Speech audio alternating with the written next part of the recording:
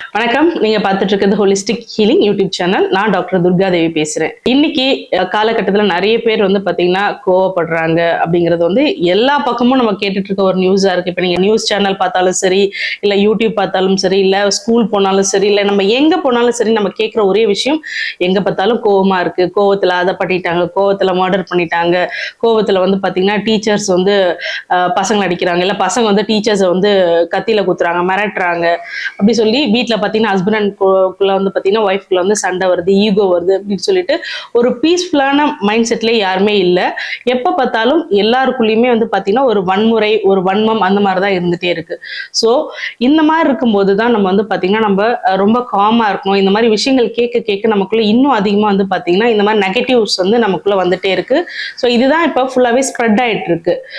இந்த மாதிரி இருக்க காலகட்டத்துல நம்ம இன்னும் கொஞ்சம் கேர்ஃபுல்லா இருக்க வேண்டியிருக்கு. குழந்தைங்களை பார்த்து பார்த்து நம்ம நல்ல விஷயங்கள் சொல்லி கொடுக்க வேண்டியிருக்கு. எல்லாருக்குமே பாத்தீங்கன்னா ஒரு ரெஸ்பான்சிபிலிட்டி பாத்தீங்கன்னா முன்ன இருந்த காலகட்டத்துக்கும், அதாவது நாங்களா சின்ன வயசுல இருந்ததுக்கும் இப்ப இருக்க குழந்தைங்களுக்குமே பாத்தீங்கன்னா நிறைய ஒரு சின்ன சின்ன விஷயங்கள் கூட பாத்தீங்கன்னா கேட்ட உடனே கொடுத்துடணும், கொடுக்கலன்னா அதுக்கு ஒரு கோவம் வருது. ஏன்னா இப்ப குழந்தைங்களே பாத்தீங்கன்னா சின்ன குழந்தைங்களுக்கு கூட பாத்தீங்கன்னா அந்த கோவங்கிறது ரொம்ப எக்ஸ்ட்ரீமா தான் வருது. ஸோ அது எல்லாமே பாத்தீங்கன்னா பிகாஸ் ஆஃப் நம்ம பாக்குறது கேட்கறது, அதுலயே பாத்தீங்கன்னா உங்களுக்கு அந்த நிறைய அந்த தாட்ஸ் வந்துட்டே இருக்கு ரிப்பீட்டடா உங்களுக்கு.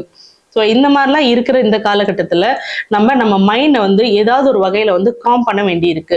ஒண்ணு எக்ஸசைஸ் மூலமாவோ, இல்ல மெடிடேஷன், யோகா, அந்த மாதிரி நம்ம நிறைய சிஸ்டம் ஃபாலோ பண்ணிக்கிட்டு இருக்காங்க. ஏன்னா இது எல்லாமே நம்ம முன்னாடி இருந்த காலத்துல ரெகுலராகவே பண்ற ஒரு விஷயமா இருந்துச்சு. இப்ப ஸ்கூல்லாம் போனீங்க அப்படின்னா உங்களுக்கு ஒரு பீரியட் பாத்தீங்கன்னா பிடி பீரியட்னு ஒண்ணு இருக்கும்.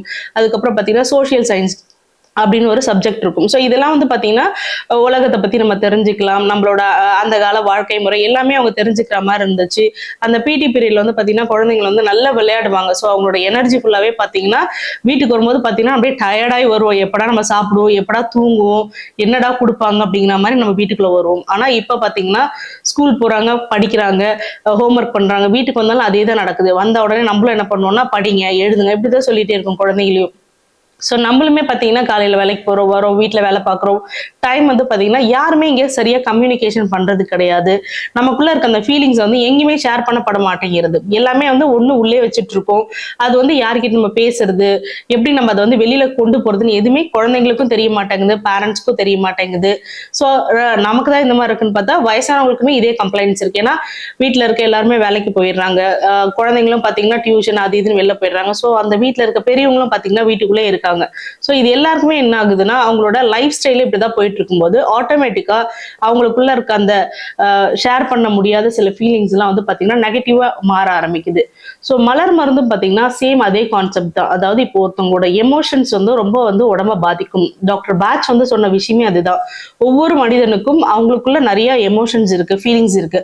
அதை நம்ம கரெக்டான நேரத்துல கரெக்டா அதை யூஸ் பண்ணல அப்படின்னும் போது அது நம்மளோட உடம்பையும் பாதிக்கும், நம்மளை சுத்தி இருக்க அட்மாஸ்பியரும் பாதிக்கும். நம்ம பக்கத்துல இருக்கவங்க கிட்ட பாத்தீங்கன்னா இப்ப எனக்கு உடம்பு சரியில்லை, அந்த நேரத்துல நான் ரெஸ்ட் எடுக்கணும் அப்படின்னு நான் தோணும். ஆனா நம்ம என்ன பண்ணுவாங்க, வேலைக்கு போறோம், அப்ப ஏதாவது ஒரு வேலை கொடுத்துட்டே இருக்காங்க, இல்ல கூட இருக்கவங்க பேசிட்டே இருக்கும்போது என்னாங்கன்னா ஆட்டோமேட்டிக்கா நமக்கு அந்த கோவம் வருது. ஸோ அந்த மாதிரி நமக்கு கரெக்டான இது இல்லாம இருக்கிறதுனால நம்ம எங்க போய் என்ன பண்றோம் அப்படிங்கிறது தெரிய மாட்டேங்குது. அதனாலே பாத்தீங்கன்னா நம்ம தப்பா சில டிசிஷன்ஸ் எடுக்க வேண்டியிருக்கு.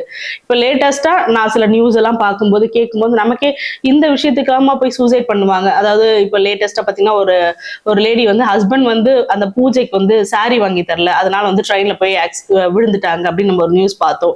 அதுக்கப்புறம் பாத்தீங்கன்னா ஒரு ஹஸ்பண்ட் அந்த பூஜைக்கு வரல, டைமுக்கு வரலன்னு சொல்லிட்டு சூசைட் பண்ணிக்கிட்டாங்க அப்படின்னு சொல்லி பாக்குறோம்.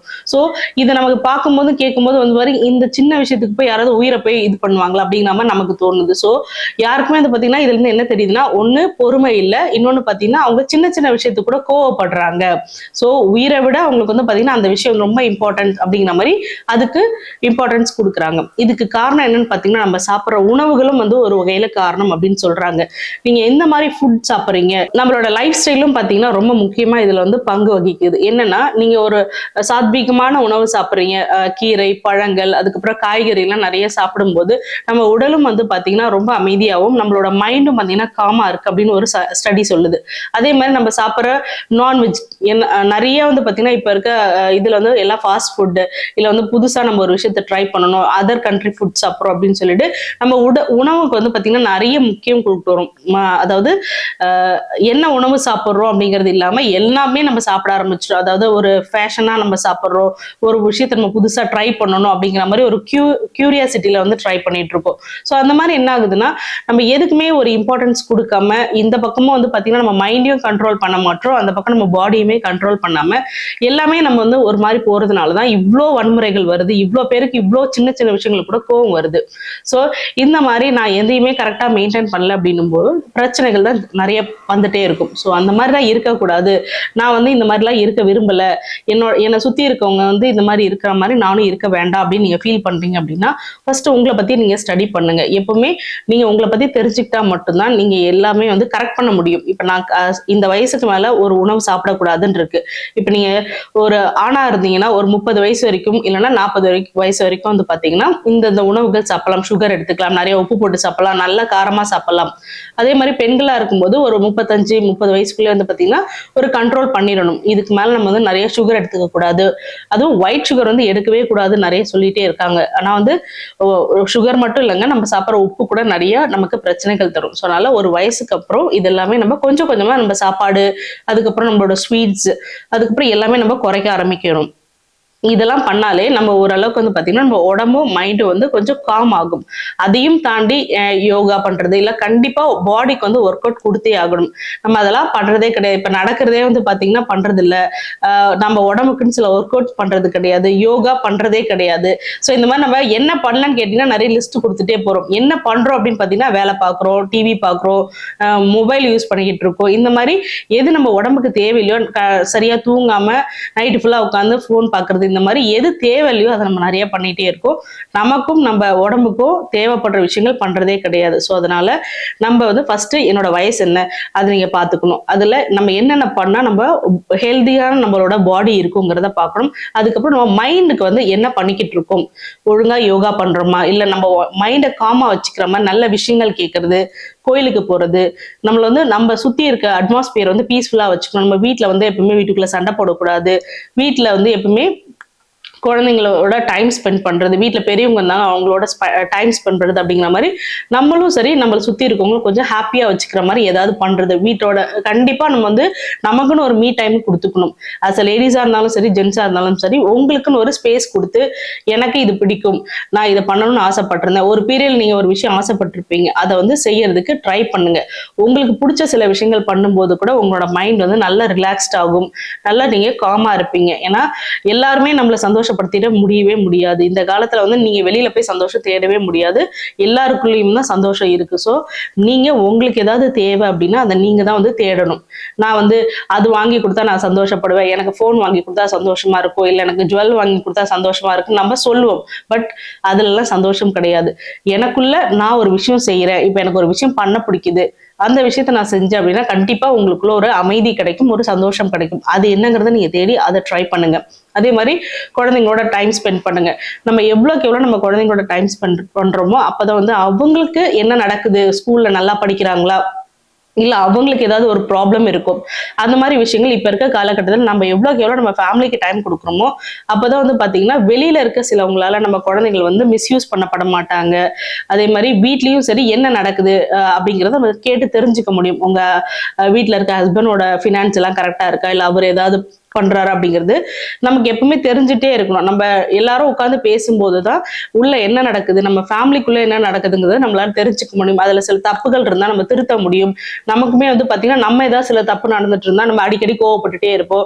அப்ப குழந்தைங்க சொல்லுவாங்க, ஏதோ நீ பண்ணிக்கிட்டே இருக்குமா, நீ முன்ன மாதிரி எங்களோட டைம் ஸ்பெண்ட் பண்ணல அப்படின்னு நம்மளோட உட்காந்து டிஸ்கஸ் பண்ணும்போது நமக்குமே ஒரு ஃப்ரீ டைம் கிடைக்கும். நம்ம வீட்டுல நடக்கிற சில தப்புக்களை வந்து நம்மளால கரெக்ட் பண்ணிக்க முடியும். நம்ம வீட்டுக்குள்ள சண்டை போடாம நம்ம அட்லீஸ்ட் நம்ம நம்ம வீடாவது கொஞ்சம் பீஸ்ஃபுல்லா இருக்கு. ஏன்னா வெளியில நம்ம போய் எல்லாரும் அமைதியா இருங்க அப்படின்னு சொல்லி நம்ம வந்து போற இடத்துல வந்து கோவப்படாம இருக்க முடியாது. ஆனா நம்ம வீட்டுக்குள்ள அது நம்மளோட உலகம். ஸோ அந்த இடத்த நம்ம பீஸ்ஃபுல்லா வச்சுக்கிறதுக்கு நம்ம ட்ரை பண்ணலாம். ஸோ இந்த மாதிரி ட்ரை பண்ணலாம். வீட்டில் இருக்க எல்லாருமே சேர்ந்து நல்லா டைம் ஸ்பெண்ட் பண்ணி நமக்கு பிடிச்ச விஷயங்கள் செஞ்சு ஹாப்பியா இருக்க ட்ரை பண்ணுங்க. அதையும் மீறி நம்ம எல்லாமே பண்ணிக்கிட்டு இருக்கோம் மேம். இருந்தாலுமே பிகாஸ் ஆஃப் ஏதோ ஒரு ஸ்ட்ரெஸ் எங்களுக்குள்ள இருக்கு. நாங்க வீட்ல டைம் ஸ்பெண்ட் பண்றோம், வீட்ல இருக்கவங்களோட வெளியில போறோம், எல்லாமே பண்றோம், கரெக்டா யோகா பண்றோம், எக்ஸசைஸ் பண்றோம், எல்லாமே பண்றோம். பட் இருந்தாலுமே எங்களுக்குள்ள ஏதோ ஒரு ஸ்ட்ரெஸ் இருக்கு அப்படின்னு நீங்க ஃபீல் பண்றீங்க அப்படின்னா அதுக்கு வந்து பேட்ச் சிஸ்டம்ல வந்து நல்ல சப்போர்ட் பண்ற மாதிரி நிறைய ரெமிடிஸ் இருக்கு. ஸோ இப்போ நான் வந்து இவ்வளவும் பண்ணிட்டேன், ஏதோ ஒரு மைண்ட்குள்ள ஓடிக்கிட்டே இருக்கு அப்படின்னு நீங்க நினைக்கிறீங்க அப்படின்னா என்னங்கிறது அது கண்டிப்பா தெரிஞ்சுக்கோங்க. தெரிஞ்சுட்டு நீங்க எங்களை மாதிரி இருக்க கன்சல்டன்ட் கிட்ட நீங்க வந்து அந்த ப்ராப்ளம் என்னங்கிறது சொல்லுங்க. நீங்க வந்து உங்களோட ப்ராப்ளம் என்னங்கிறத கரெக்டா நீங்க ஐடென்டிஃபை பண்ணி எங்ககிட்ட சொல்லும் போதுதான் உங்களுக்கான ரெமிடிஸ் என்னங்கிறத நாங்க கரெக்டா சூஸ் பண்ணி தர முடியும். அப்படி நீங்க பண்ணாத பட்சத்தில் நாங்க வந்து உங்ககிட்ட பேச முடியும். நாங்களா ஒரு கேள்வி கேட்டு அதுக்கு நீங்க பதில் சொல்றதை விட நீங்க உங்க ப்ராப்ளம் என்னங்கிறத கரெக்டா தெரிஞ்சுக்கிட்டு வந்து எங்ககிட்ட சொல்லும் போது அதுக்கான ரெமெடி நாங்க வந்து கரெக்டா உங்களுக்கு சூஸ் பண்ணி கொடுக்க முடியும். ஸோ இந்த மாதிரி நிறைய கோவமா இருக்கு, இப்ப சின்ன பசங்களுக்கே இருக்கு மேம், நான் இந்த மாதிரி நிறைய பேசிட்டேன், என் பசங்க சின்ன சின்ன விஷயத்துக்குலாம் அடம் முடிச்சுட்டே இருக்காங்க அப்படின்னா நம்ம மலர் மருந்துல ஒவ்வொரு கேரக்டர்ஸ்க்குமே நம்ம அப்படிதான் சொல்லுவோம். 38 மலர்களுமே ஒவ்வொரு கேரக்டர்ஸ். அந்த கேரக்டர்ஸ்க்கு நம்ம என்ன பண்ணுவோம்னா, நீ அந்த பையன் கோவப்பட்டுட்டே இருக்கான், இல்ல அந்த பொண்ணுக்கு வந்து பாத்தீங்கன்னா பயங்கரமா கோவம் வருது, ஏதாவது பேசினா எடுத்து எரிஞ்சு பேசுறாங்க, இல்ல எதையாவது தூக்கி போட்டு உடைக்கிறாங்க, இல்ல ரூம்குள்ள போய் கதவை சாத்திக்கிறாங்க, நம்ம கேள்விப்படுறது அந்த மாதிரிதான் இருக்கும். இல்ல ஒருத்தவங்க கொலை பண்ற வரைக்கும் போறாங்க அப்படின்னா இது வந்து மலர் மருந்துல பாத்தீங்கன்னா ரொம்ப எக்ஸ்ட்ரீமா கோவப்படுறாங்க அப்படின்னா செரி பிளம்னு ஒரு ரெமெடி இருக்கு, அந்த ரெமெடி வந்து கொடுக்கலாம்.